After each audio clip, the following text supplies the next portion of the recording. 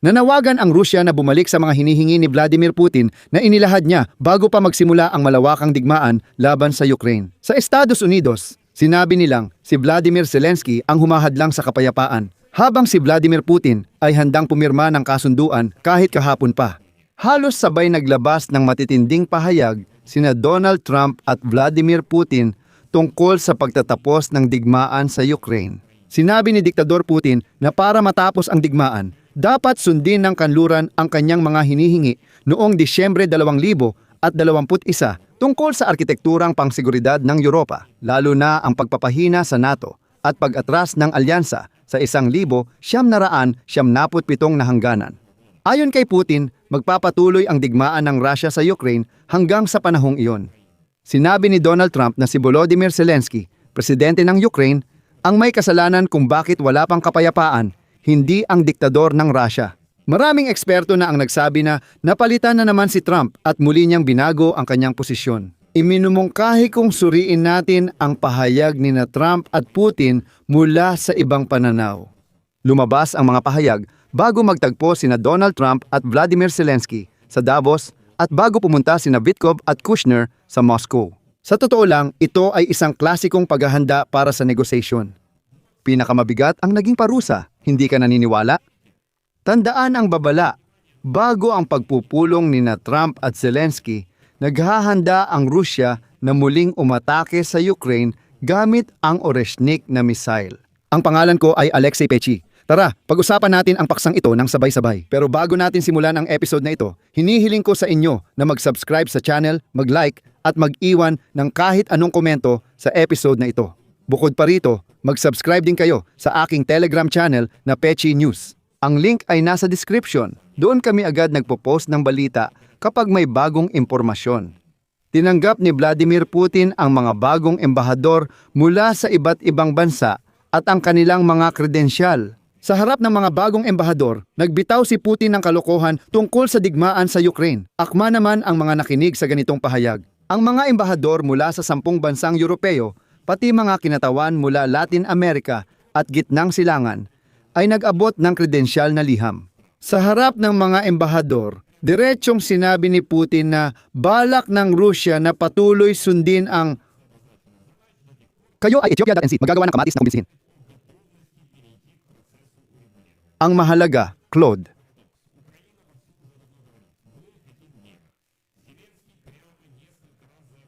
Mga pintura Tyachevo Owal buo.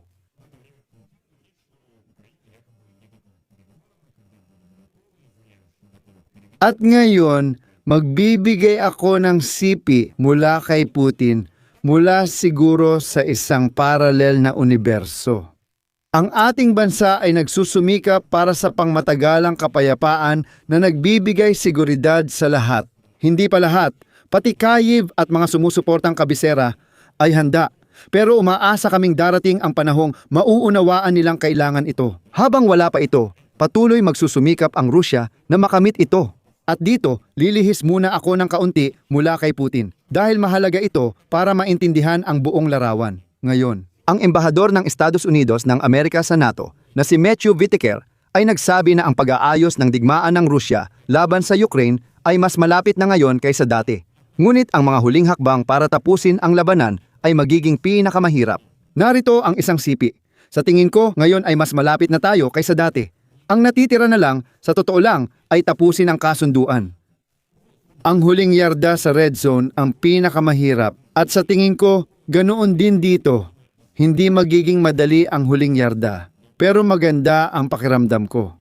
Pero, gaya ng alam ninyo, ang mga Ruso ay laging may bagong mungkahi tuwing matatapos na ang negosasyon. Ganoon din ngayon.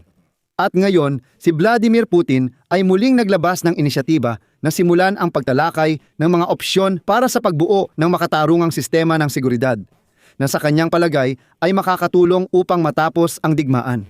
At ngayon, magbibigay muna ako ng sipi mula kay Putin tapos tatalakayin natin ang bagong ito. Sa totoo lang, luma na ring mensahe ng Kremlin. Ganito, sinabi ngayon ni Putin, at ito ang sipi. Ang krisis sa paligid ng Ukraine ay naging direktang bunga ng matagal ng hindi pagpansin sa makatarungang interes ng Russia at sinadyang hakbang para lumikha ng banta sa ating seguridad. Paulit-ulit nang nagmungkahi ang Russia ng mga inisyatiba para sa bagong maaasahan at makatarungang estruktura ng seguridad sa Europa at mundo.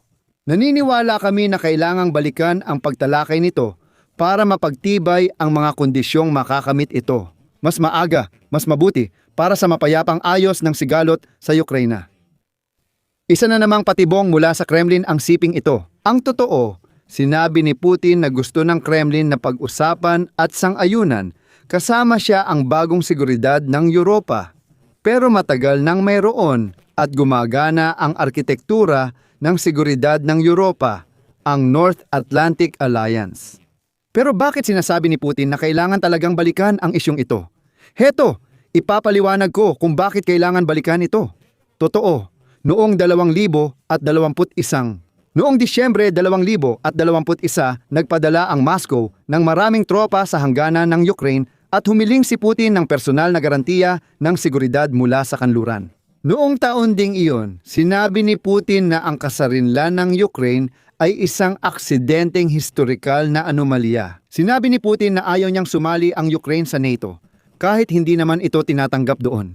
Noong Nobyembre 18, 2021, inihayag ni Putin sa kolehiyo ng Ministry ng Ugnayang Panlabas ng Rusya na humihiling ang Rusya ng legal na garantiya ng seguridad mula sa kanluran. Noong panahong iyon, walang tunay na banta sa Rusya.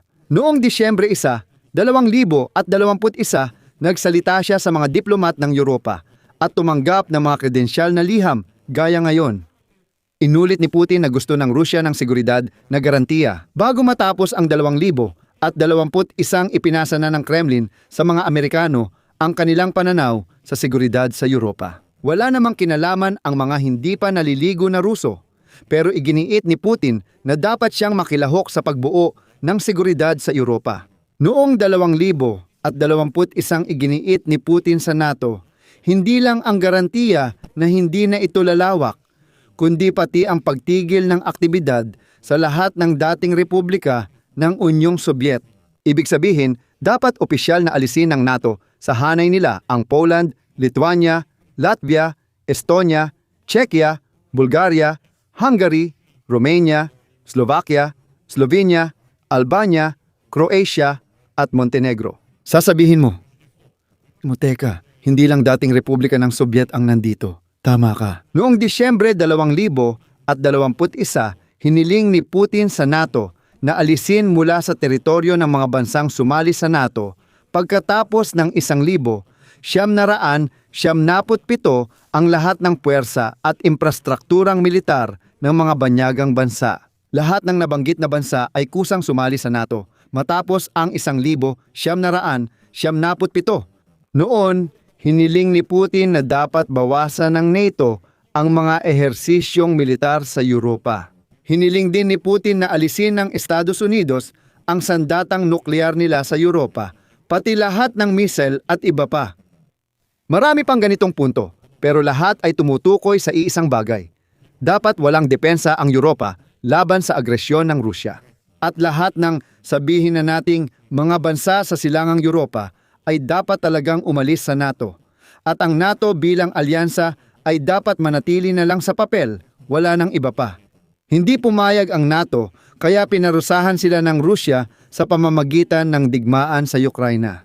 Oo, medyo kakaiba pakinggan, pero si Putin natakot umatake sa NATO pero sa Ukraina siya umatake. Sabi ni Putin, para matapos ang digmaan sa Ukraina, dapat sundin muli ang mga dating kahilingan ng Rusya tungkol sa seguridad sa Europa. Sa totoo lang, bumalik lang siya sa isyung binanggit niya noong Disyembre 2021.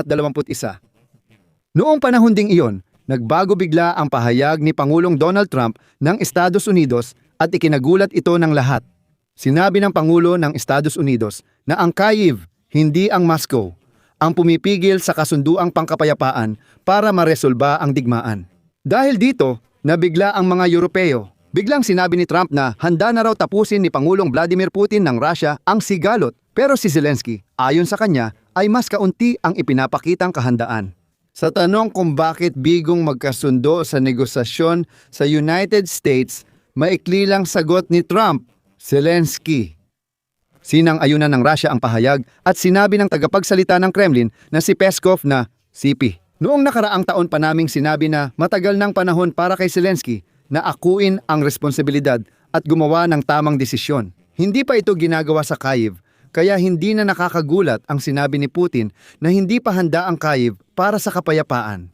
Diretsahan siyang sumasabay kay Trump na sumasabay din kay Putin. Kaya dito nagsisimula ang maselan at maruming laro ng diplomasya. Hindi agad nagsalita si Putin ukol sa European Security Architecture ngayon. Sa ika-19 ng Enero, magsisimula ang Economic Forum sa Davos at doon sasalubungin ng mga lider ng Europa sina Donald Trump at Vladimir Zelensky. Doon, kailangan nilang magtipon at magkasundo sa seguridad ng Ukraine. Sabi ng mga Europeo, kailangan din ng Europa ng ganitong garantiya. Parang sinasabi nila, halika, umupo tayo. Pag-usapan natin lahat ito at sa wakas ay tapusin na natin ito. Ngayon, tinatangka ni Vladimir Putin na sirain ang kasunduan sa Europa. Sinasabing, paano nyo magagawa yan nang wala ako? Noong Disyembre 2021, sinabi ko nang ako ang dapat gumawa ng seguridad ng Europa pero nag-uusap pa rin kayo nang wala ako. Sinusubukan din ni Putin na takutin ang mga Europeo. At may ulat na posibleng maglunsad muli ng drone attack ang Russia sa Ukraine sa mga susunod na araw. Bago ang pagpupulong ni Trump at Zelensky sa Davos. Si Trump naman sa kanyang panig ay binabago ang kanyang pananalita upang subukang pag-isipan at paligayahin si Vladimir Putin. Pagkatapos ng pagpupulong kay Zelensky at mga lider ng Europa sa Davos, ipinadala ni Trump sina Vitkov at Kushner sa Moscow para makipagkita kay Putin na nagpapaisip sa Kremlin na panig muli sa kanila ang mga Amerikano.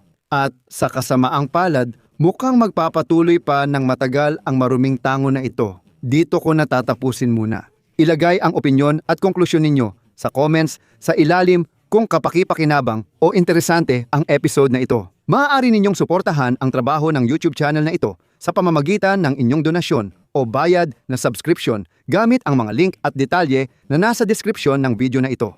Iyon lang po, ingatan ninyo ang inyong sarili. Paalam sa lahat.